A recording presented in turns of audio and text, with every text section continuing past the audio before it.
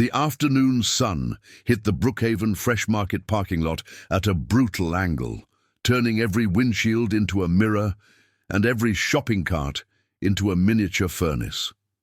Lieutenant Sarah Collins adjusted her sunglasses and guided Max across the asphalt, the Belgian Malinois paws clicking against the heat-softened surface. They were off duty, technically.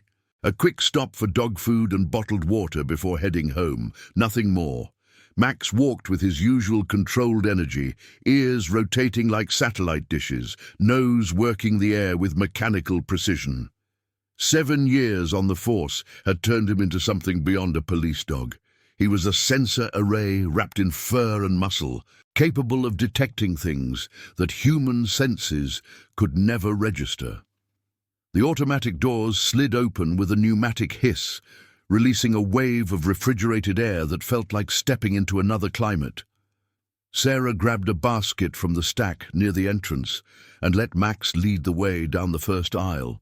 The store was moderately busy for a Tuesday afternoon. Mothers with strollers navigating the cereal section, elderly couples examining produce with surgical intensity, teenagers in fast food uniforms grabbing energy drinks during their breaks.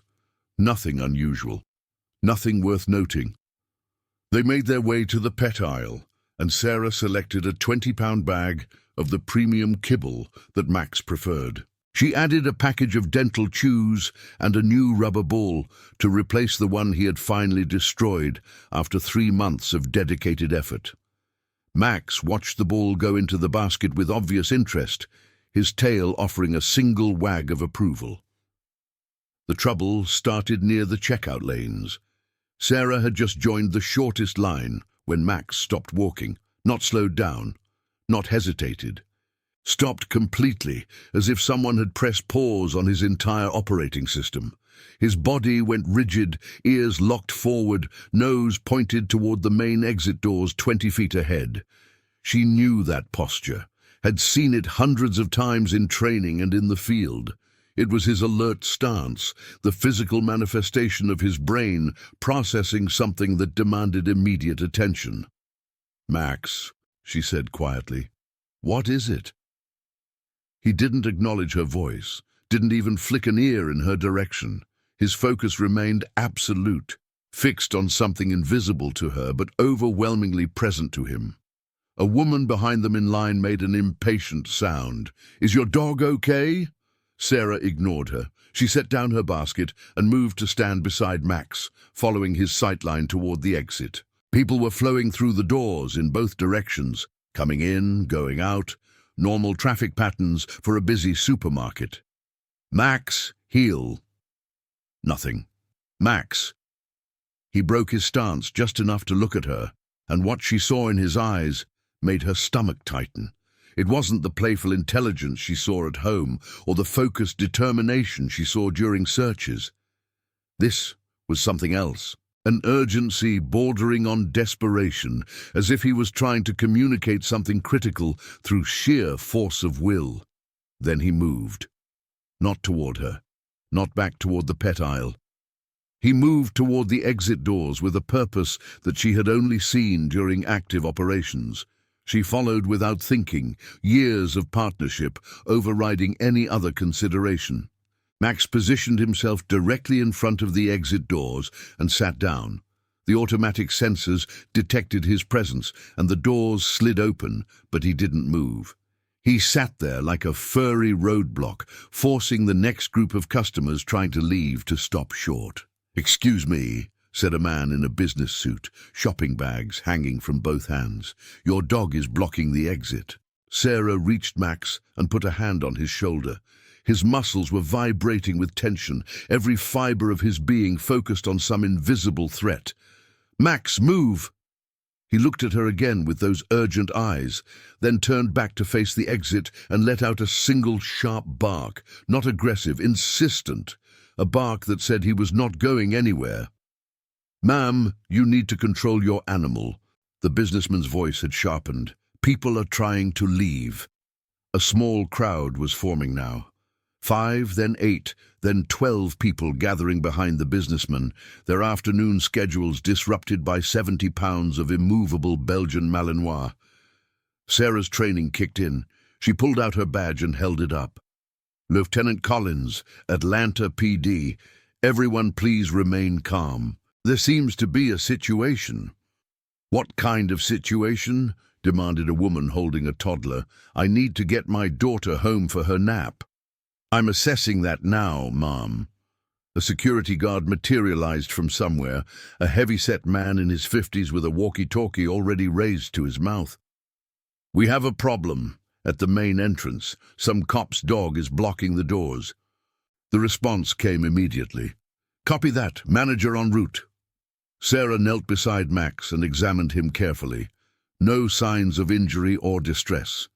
His breathing was controlled, his posture balanced. This wasn't a medical episode.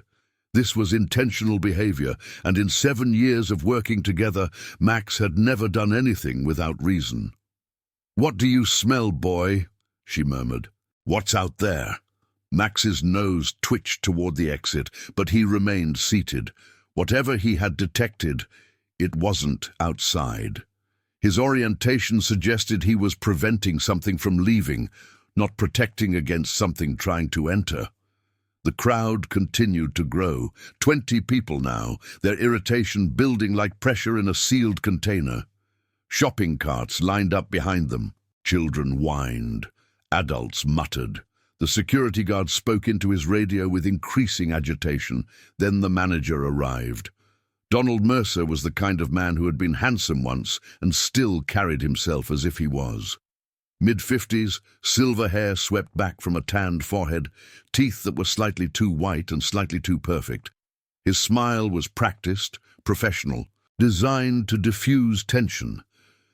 Good afternoon, he said, moving through the crowd with practiced ease. I'm Donald Mercer, the store manager. What seems to be the problem here? Her dog won't move, said the businessman, pointing at Max. It's blocking the exit and this police officer won't do anything about it. Mercer's smile didn't waver, but his eyes did something interesting when they landed on Max. A flicker of something that passed too quickly to identify. Recognition? Concern? Officer, I'm sure your dog is well trained, but we have customers who need to complete their shopping experience. Perhaps you could move him to a less disruptive location. Lieutenant, Sarah corrected automatically, and my dog has indicated on something. Standard protocol requires me to investigate. Indicated? Mercer's smile became fixed. I'm not familiar with the term. In K-9 work, when a trained dog alerts to the presence of something they're trained to detect, we call it an indication. Max has just indicated on this exit. Indicated on what exactly? That's what I need to determine. The crowd's murmuring grew louder. Someone near the back suggested calling the police, which drew a sharp laugh from someone else who pointed out that the police were already here. A child started crying. The security guard shifted uncomfortably, unsure whether to intervene against a fellow officer. Mercer stepped closer, lowering his voice. Lieutenant Collins, I understand that you take your dog's behavior seriously, but surely you can see that this is causing significant disruption. Perhaps your animal is simply confused. It happens, doesn't it? Even to the best trained dogs? Not to Max. Nevertheless, I must insist that you clear the exit. Our customers have rights, and frankly, so do we. Unless you have a warrant or probable cause, I don't believe you have the authority to detain people in a private establishment. He wasn't wrong. Sarah knew the law as well as anyone. A K-9 alert could establish probable cause for a search, but the circumstances here were unusual. Max wasn't alerting on a vehicle or a package. He was blocking an exit and refusing to move. Any defense attorney would tear that apart. But she also knew Max. I'll make you a deal, she said. Give me 15 minutes to conduct a voluntary sweep of the store. If Max doesn't alert on anything specific, I'll clear the exit and personally apologize for the inconvenience. Mercer's smile tightened almost imperceptibly. A sweep? of the entire store? Just the public areas. You can accompany me the entire time. Complete transparency. That seems highly irregular. So is my dog blocking your exit? Something triggered this behavior, Mr. Mercer. 15 minutes to find out what. That's reasonable. A long moment passed. The crowd's pressure was building. The security guard looked back and forth between them like a spectator at a tennis match. Finally, Mercer nodded. 15 minutes. But I will be with you every step of the way, and I will be documenting everything for potential legal review. Understood. Sarah touched Max's shoulder. Okay, boy. Let's go to work. Max rose smoothly, but before moving away from the exit, he turned and looked at the gathered crowd. His gaze moved from face to face with unsettling precision, as if cataloguing each person for future reference. Several people stepped back involuntarily. Then he turned and walked beside Sarah into the store's interior, leaving the security guard to manage the now flowing exit traffic. Mercer fell into step beside them, his walkie-talkie pressed to his ear as he issued quiet instructions. Sarah caught fragments. Maintain normal operations. And keep the loading area clear. And notify regional if this escalates. They started with the produce section. Max moved through the displays of fruits and vegetables with professional detachment, sniffing without alerting, his body language indicating nothing of interest. Same with the bakery, the deli counter, the endless aisles of packaged goods. Mercer's confidence grew with each section cleared. As you can see, Lieutenant, there's nothing unusual here, just a supermarket doing supermarket things. Sarah didn't respond. She was watching Max, reading the subtle shifts in his posture, the minute variations in his breathing. He was still working, still processing, still searching for whatever had triggered his initial alert. They entered the refrigerated section, walking past cases of milk, cheese, yogurt. The temperature dropped noticeably. Sarah saw her breath fog in the air. Max's pace slowed. "Is there a problem?" Mercer asked. "He's checking something." Max stopped in front of a door marked "Employees Only, Cold Storage." His ears rotated forward, his nose pressed against the crack at the bottom of the door. "That area is restricted," Mercer said quickly. "Health codes require limited access to our refrigeration units. What's stored back there?" "Perishable inventory, meat, dairy, frozen goods, nothing your dog would find interesting." Max looked at Sarah and whined softly, a sound she had heard before, in context that still gave her nightmares. It was the sound he made when he found something alive. "Open the door." "I'm afraid I can't do that. As I said, health regulations—" "Mr. Mercer, my dog is alerting on this door. That gives me probable cause to request access. You can open it voluntarily, or I can call for backup and a warrant. Your choice. But one of those options takes about 3 hours and involves a lot of official documentation." The manager's composure cracked slightly. "This is harassment. I know people at City Hall, Lieutenant. I know people on the force. This will have consequences for your career." "Noted. Now open the door." For a moment, she thought he would refuse. His jaw tightened, his hands clenched at his sides, and something ugly flickered behind his eyes. Then the moment passed, and the professional smile returned, though it no longer reached his eyes. "Very well, but I want it on record that I'm complying under protest."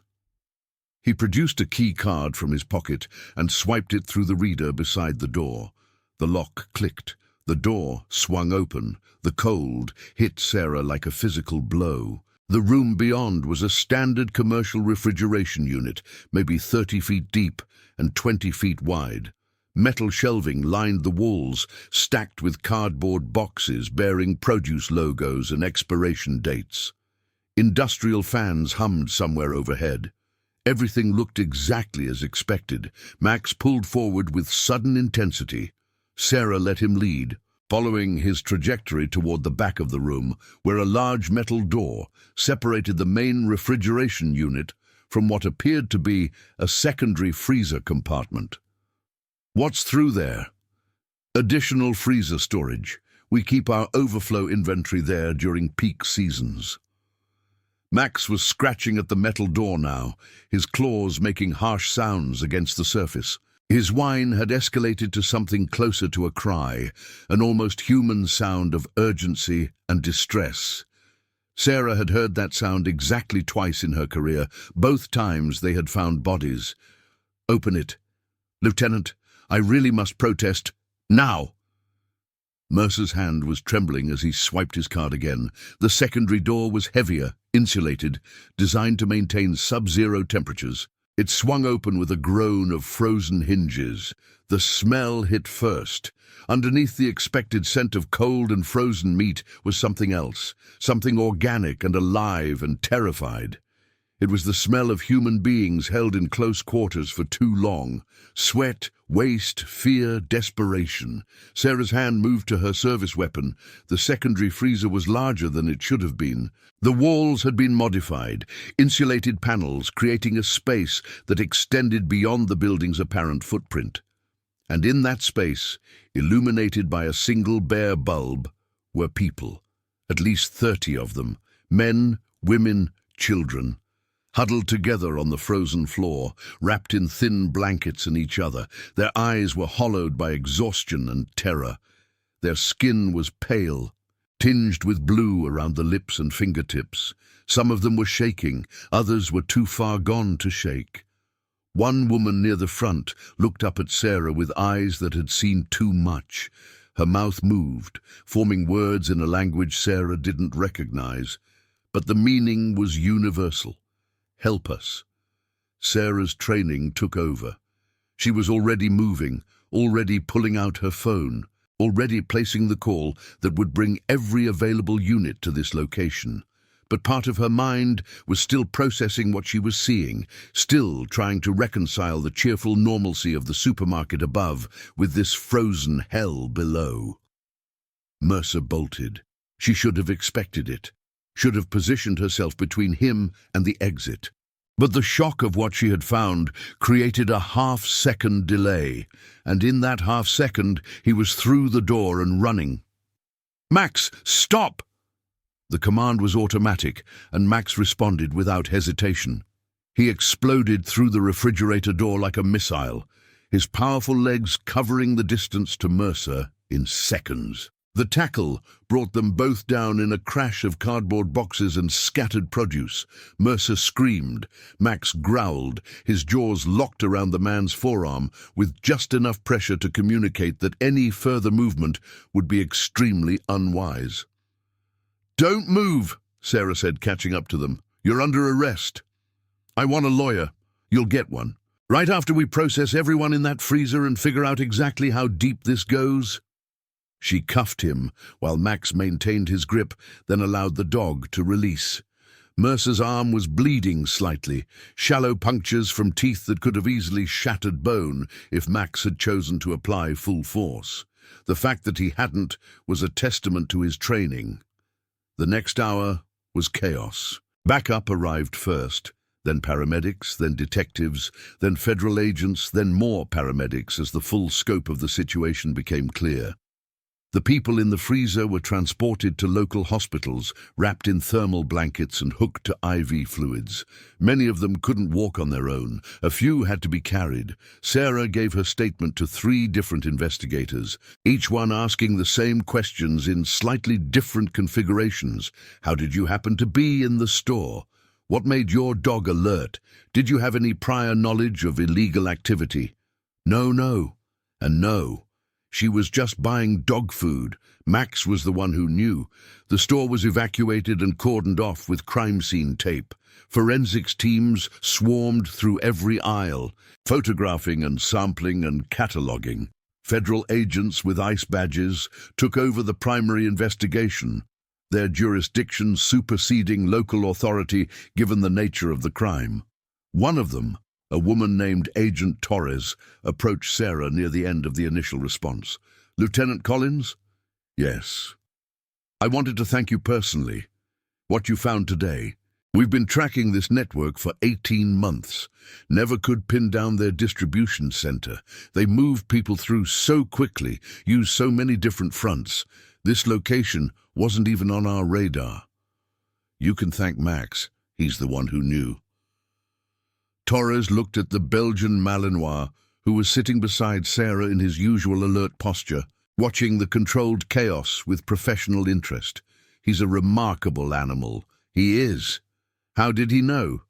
Our intelligence suggested they weren't keeping people on site for more than a few hours at a time. Today must have been an exception. I don't know how he knew. I just know that he did. Torres nodded slowly. Well, whatever the reason, 32 people are going to survive because of what happened here today. That's not nothing. No, it's not. The sun was setting by the time Sarah was finally cleared to leave. The parking lot had emptied of civilian vehicles and filled with emergency response units, their lights painting the darkening sky in alternating flashes of red and blue. The Brookhaven Fresh Market sign still glowed cheerfully above the entrance, a surreal contrast to the crimes that had been committed inside. Max walked beside her to their car, his energy noticeably depleted. He had been working hard for hours, maintaining focus and discipline in a chaotic environment. Now that the immediate crisis had passed, she could see the exhaustion settling into his frame. "You did good today, boy." He looked up at her and wagged his tail once, a simple gesture that communicated more than any words could. She opened the rear door of her SUV, and he jumped in, circling twice before settling into his usual position. She closed the door and stood there for a moment, processing everything that had happened since she walked into the store looking for dog food. 32 people, men, women, children, locked in a freezer waiting to be transported to destinations unknown for purposes she didn't want to imagine. And one of them, a girl who couldn't have been more than 10 years old, had looked at Sarah with such profound relief that it physically hurt to remember. Her phone buzzed. A text from her captain. "Good work today. Press conference tomorrow." Try to get some sleep. Sleep, right. She drove home through streets that looked different now, transformed by knowledge she couldn't unlearn. Every storefront became a potential front. Every delivery truck a possible transport. Every face a possible victim or perpetrator. This was the curse of police work, she knew. Once you saw how dark the world could be, you couldn't unsee it. Her apartment was quiet and dark when she arrived. She fed Max first, a double portion of his premium kibble, along with some boiled chicken as a reward for his performance. He ate methodically, then drank deeply from his water bowl, before collapsing onto his bed with a satisfied groan.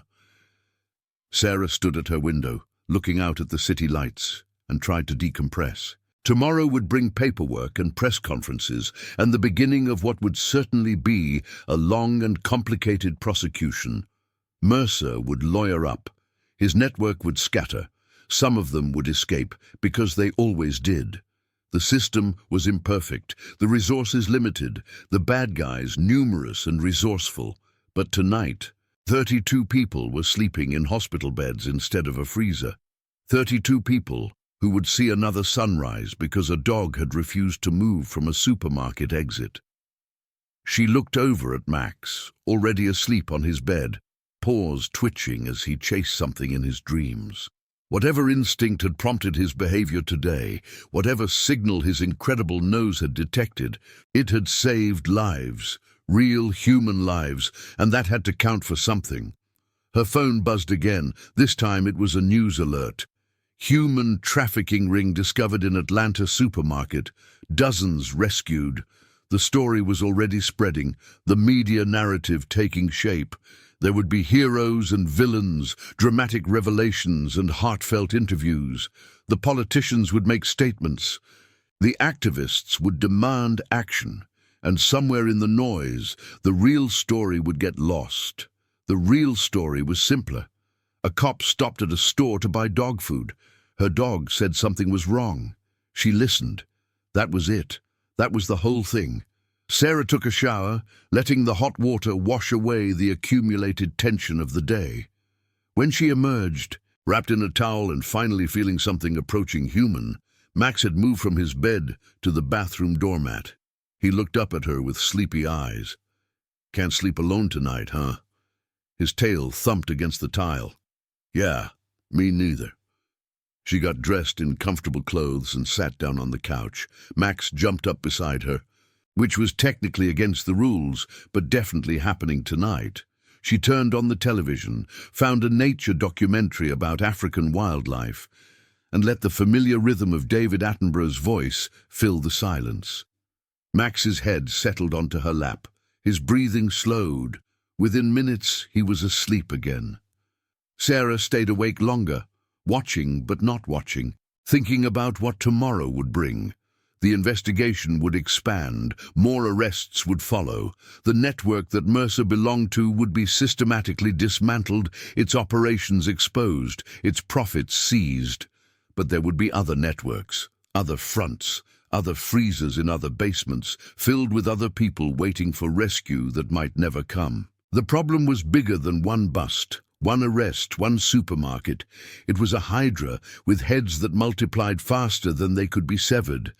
And yet, 32 people were alive tonight who might not have been if she had chosen a different store, if she had ignored Max's alert, if she had backed down when Mercer pushed back. Small choices with enormous consequences, cascading through time in ways she would never fully understand. This was the job, not the paperwork or the press conferences or the political maneuvering. This, the moments when you could actually make a difference, could actually intervene in the machinery of cruelty and jam the gears just long enough for someone to escape. She ran her fingers through Max's fur, feeling the warmth of his body, the steady rhythm of his heartbeat. 7 years they had been partners, 7 years of training exercises and routine patrols, and occasional moments of genuine heroism. He had never let her down, not once. And today he had proven again why the K-9 unit was the best investment the department had ever made. "Good boy," she murmured. His tail moved slightly in his sleep. The investigation picked up speed in the following days. Mercer, facing federal trafficking charges that could put him away for life, began cooperating with prosecutors in exchange for consideration at sentencing. His information led to raids across 3 states, resulting in the arrests of 47 additional suspects and the rescue of another 93 victims. The network, it turned out, had been operating for nearly a decade. They used legitimate businesses as fronts, moving people through loading docks and walk-in freezers, exploiting the constant flow of commercial deliveries to hide their cargo. Supermarkets were just one piece of the puzzle. They also used restaurants, warehouses, even a chain of laundromats. The Brookhaven Fresh Market had been a distribution hub, a waypoint where victims were held briefly before being transported to their final destinations. Most of them ended up in agricultural operations in the rural South, forced to work in fields under conditions that differed from slavery only in name. Others were diverted into domestic servitude, trafficking into wealthy households that turned a blind eye to the origins of their help. The day Sarah found them had been an anomaly. A transportation delay had forced the operators to hold the current group longer than usual. Instead of hours, they had been in that freezer for almost 3 days. Several of them had developed hypothermia. One, an elderly man from Guatemala, had died during the night from cardiac arrest brought on by prolonged cold exposure. His name was Carlos Eduardo Vasquez. He had been a schoolteacher in his home country before economic desperation drove him north. He had paid smugglers everything he had for the promise of a better life. Instead, he had died alone in a freezer, surrounded by strangers, thousands of miles from anyone who loved him. Sarah learned his story from one of the survivors, a woman named Maria who had been in the group with him. She spoke through an interpreter, her voice flat with the kind of numbness that came from seeing too much suffering. "He kept saying it would be okay," Maria said. "He told the children not to be afraid. He said we would all get through this together. He was lying, of course. He knew we wouldn't, but he kept saying it anyway, until he couldn't say anything anymore. The interview took place in a federal facility where the survivors were being processed for potential asylum claims. Sarah wasn't officially part of the investigation, but Torres had invited her to observe, recognizing that the victims might respond better to the officer who had found them. "Why did you come here?" Maria asked, near the end of the interview. "To this country, to that store?" Sarah hesitated. "I was buying dog food." Maria's expression shifted, something between disbelief and dark humor. "Dog food. All of this because of dog food. And because my dog knew something was wrong. Your dog." Maria looked at Max, who was sitting quietly beside Sarah's chair. "He saved us. The dog saved us. He's good at his job." Maria reached out hesitantly and touched Max's head. He remained still, accepting the contact with his usual composure. "In my country, dogs are for guarding property, for warning about thieves. I did not know they could do this." "Neither did I when I started, but Max has taught me a lot over the years. Then he is a good teacher. The best." The press conference happened 3 days after the initial discovery. Sarah stood beside the police chief and the federal prosecutor, answering questions about the discovery while trying to deflect attention from herself toward the ongoing investigation. Max sat at her feet, calm and professional, occasionally glancing at the cameras with what she could have sworn was boredom. Reporters asked about training protocols, interdepartmental cooperation, the scope of the trafficking network. They asked about the victims, about the perpetrators, about the political implications. They asked everything except the question that actually mattered. How did a routine shopping trip turn into the biggest human trafficking bust in Georgia history? The answer, of course, was Max. Max and his impossible nose, his unfailing instincts, his absolute refusal to ignore what he knew to be true. Without him, Sarah would have bought her dog food and gone home, completely unaware of the horror hidden 50 feet away from the checkout lanes. But that answer didn't fit the narrative the media wanted to tell. They wanted human drama, political angles, systemic critiques. A dog who just knew things didn't make for compelling television. So Sarah gave them what they wanted. She talked about training and experience and the importance of trusting your instincts. She praised her fellow officers and the federal partners who had moved so quickly once the situation became clear. She expressed sympathy for the victims and determination to bring all perpetrators to justice. And when it was over, she walked Max out to their car and drove away from the cameras and the questions and the whole exhausting circus of public attention. "You did good, boy," she said, merging onto the highway, "even if they don't understand." Max's ears perked up at her voice, but he was already settling into travel mode, his eyes half closed against the afternoon sun. The aftermath stretched over weeks. More arrests, more rescues, more paperwork. Sarah found herself spending as much time in federal offices as she did at the precinct, providing statements and reviewing evidence, and identifying suspects from photographs that all started to blur together after a while. The network was larger than anyone had anticipated. It extended across state lines, involved dozens of businesses, employed hundreds of people at various levels of culpability. Some were true believers, committed to the enterprise for ideological or financial reasons. Others were simply workers who had learned not to ask questions about what happened in the back rooms.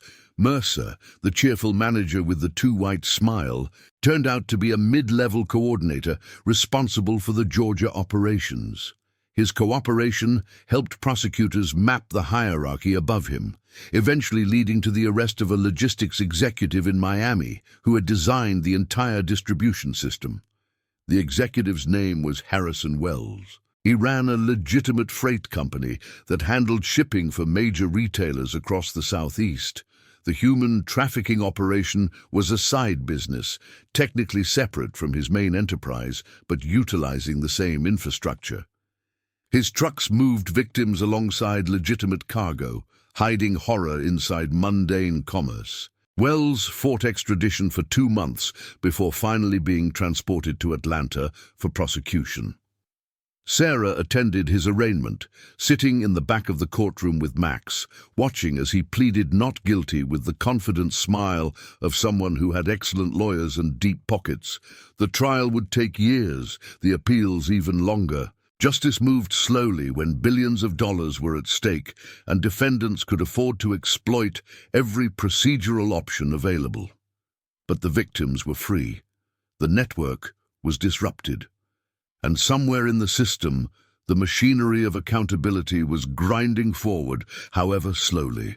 Summer turned to fall, and fall to winter.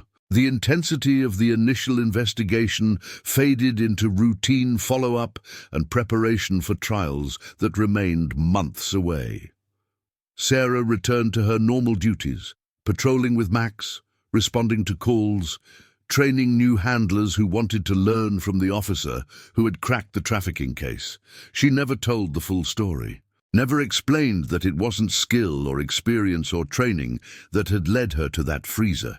It was Max, and whatever inexplicable sense had told him to block that exit and refuse to move. Some things couldn't be explained. They could only be accepted. On a cold Tuesday in December, almost exactly 1 year after the discovery, Sarah received an unexpected visitor at the precinct. The woman waiting in the lobby was small, dark-haired, familiar in a way that took Sarah a moment to place. Maria, the survivor who had told her about Carlos the schoolteacher. "I hoped you would remember me," Maria said, her English much improved from the last time they had spoken. "Of course I remember you. How are you doing?" "Better. Much better." She reached into her bag and withdrew an envelope. "I wanted to give you this, a thank you." Inside the envelope was a photograph.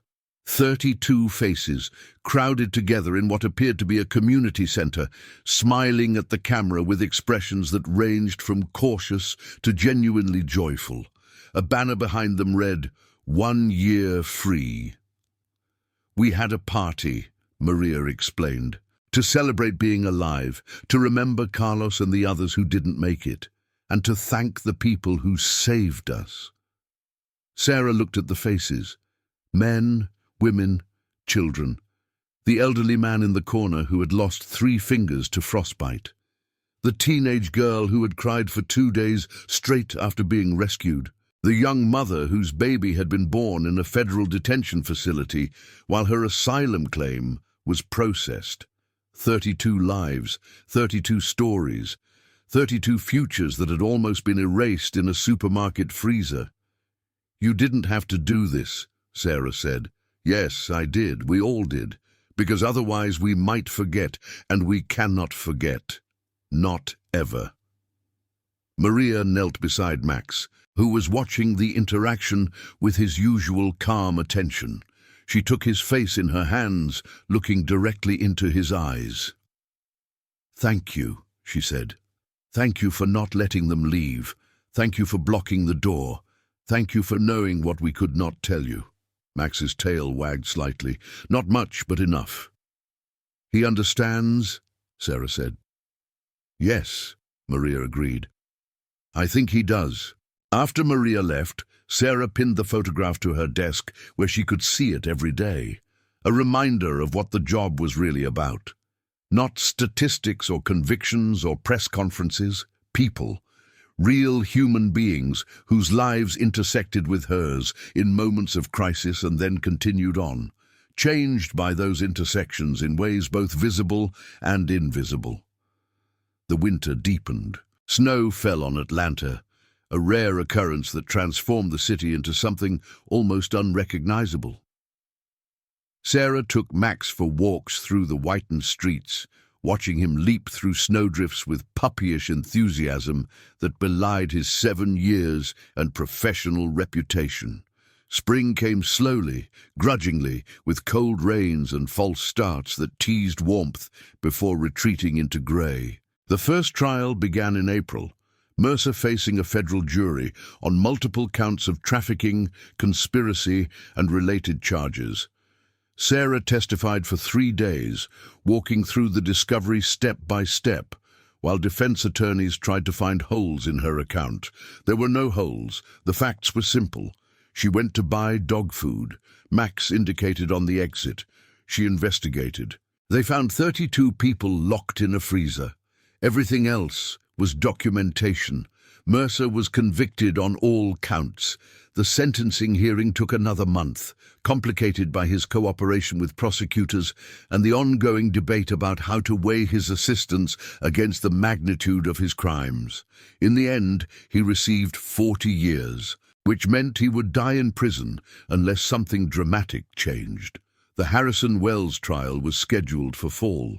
More preparation, more testimony, more time spent in courtrooms and federal offices when Sarah would rather be on the streets with Max, doing the work that actually made a difference. But this was part of the work too, the unglamorous, tedious, essential process of holding people accountable for their actions.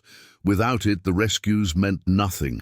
Without consequences, the networks would simply rebuild, recruit new managers, find new freezers to fill with new victims. So she testified, she documented, she answered the same questions over and over until she could recite the timeline in her sleep. And through it all, Max sat beside her, a furry anchor keeping her grounded in the reality of what they had accomplished. The second anniversary of the rescue came and went. Another party, another photograph, another envelope delivered to Sarah's desk. The group had grown, including family members who had been reunited with survivors after complex legal processes finally concluded. The banner this time read, "Growing Stronger." Maria was in the front row, her arm around a young man Sarah didn't recognize. "My brother," Maria explained when Sarah called to thank her. "He was deported years ago. We thought we would never see each other again.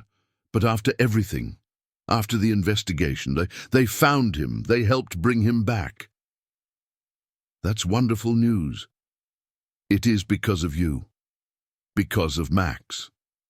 Because you did not walk away." Sarah looked at the photograph, at the expanding circle of faces, at the ripples spreading outward from a single moment in a supermarket entrance. "Max is the one who wouldn't walk away. I just followed." "Then thank him for me. Thank him every day." "I do." And she did. She thanked him with long walks and premium kibble and toys that he destroyed with methodical enthusiasm. She thanked him with belly rubs and ear scratches and the simple comfort of sitting together on quiet evenings. She thanked him by being his partner, his handler, his person, in all the ways that mattered. Max didn't need the thanks. He didn't understand photographs or anniversaries or the complex human emotions that surrounded what he had done. He simply knew that his person was happy, that they worked together, that life was good. But Sarah needed to give it, needed to acknowledge somehow the impossible debt she owed to a dog who had followed his instincts against all logic and saved 32 lives in the process. The years continued their march. More cases, more patrols, more moments of routine punctuated by flashes of genuine drama. Max began to slow down, his 8th birthday bringing the first visible signs of age, a slight stiffness in the mornings, a tendency to tire more quickly during long operations, a few grey hairs appearing around his muzzle. Sarah knew what was coming, had known since the beginning that their partnership had an expiration date built into the biology of different species. Dogs lived shorter lives than humans. It was the cruelest aspect of loving them. But not yet. For now, Max was still active, still capable, still the best partner she had ever had. They continued their work, continued their walks, continued the daily rhythms that defined their shared existence, and sometimes, on quiet afternoons when the memories rose unbidden, Sarah would look at Max and think about a freezer full of desperate people, about a door that he had refused to let anyone pass through, about the impossible chain of events that had led from dog food to rescue. "How did you know?" she would ask. Knowing there would never be an answer, Max would look at her with those intelligent brown eyes, tail wagging slowly, and she would understand that some questions weren't meant to be answered. Some things could only be accepted. He had known because he knew. Because something in his remarkable brain had processed information that human senses could never access. Because he was a dog, and dogs had been doing impossible things for humans since the first wolf wandered close to a prehistoric campfire and decided to stay. That was enough. That had to be enough. The story would continue, she knew. More cases, more investigations, more moments when Max's instincts would prove more reliable than any technology or training. More lives touched, changed, saved by the partnership between a woman and her dog. But this story, the story of the supermarket and the freezer and the 32 people who lived because a dog said no, had reached its natural end, not with a dramatic climax or a satisfying resolution, but with the quiet recognition that some endings are really beginnings and some heroes never know the full impact of what they do. Max certainly didn't know. He was a dog. He lived in the present, unburdened by memory or anticipation, concerned only with the immediate reality of his existence. The belly rubs and the kibble and the joy of running through snow. But Sarah knew. The survivors knew, and that knowledge, carried forward through photographs and parties and the slowly expanding circle of lives rebuilt from trauma, was its own kind of justice.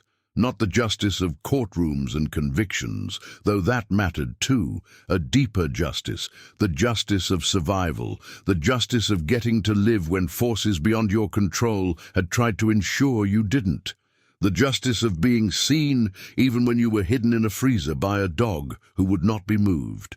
The Brookhaven Fresh Market eventually reopened under new management, its reputation permanently stained by association with the trafficking case, but its location too valuable to abandon entirely. Sarah never went back. There were other stores, other places to buy dog food, other aisles that didn't echo with memories of what she had found. But sometimes, driving past the familiar facade, she would catch Max watching through the car window with an expression that might have been recognition, or might have been nothing at all. Some things you couldn't know, some things you just had to accept. And that was the job. That was the life. That was the partnership between a woman and her dog, forged in training and tested in crisis and sustained by something that transcended easy explanation. Love, maybe, or loyalty, or the simple recognition that some bonds went deeper than species, deeper than language, deeper than the vast cognitive divide that separated human minds from canine ones. Whatever it was, it had saved 32 lives on a Tuesday afternoon. And that, in the end, was what mattered. Sarah pulled into her parking space and turned off the engine. Max was already awake, ears perked, ready for whatever came next. "Come on, boy," she said, opening his door. "Let's go home." He jumped down, shook himself once, and walked beside her toward the apartment building. The sun was setting, painting the sky in shades of orange and pink. Somewhere in the city, people were finishing their days, returning to families, settling into the evening routines that defined their lives.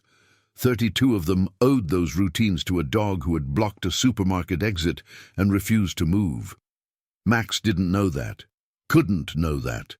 But Sarah did, and she would carry that knowledge with her for the rest of her life.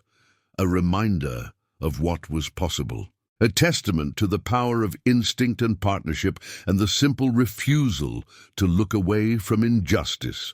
A story that began with dog food and ended with something that felt almost like hope.